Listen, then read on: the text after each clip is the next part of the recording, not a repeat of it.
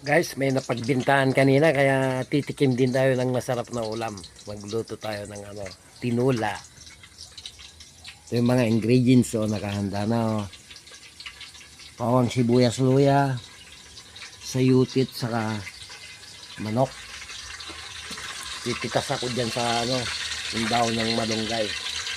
Sasabawan ko ng 2 litro. Ayos na no. Taob na naman ang kaldero nito.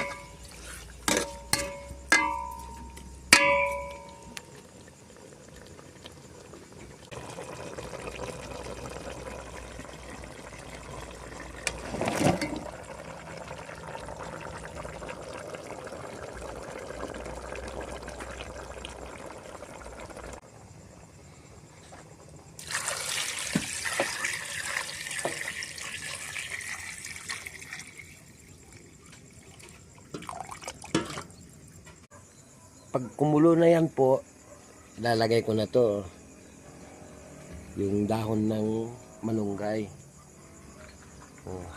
Half cooking ko to para makakain ng maaga.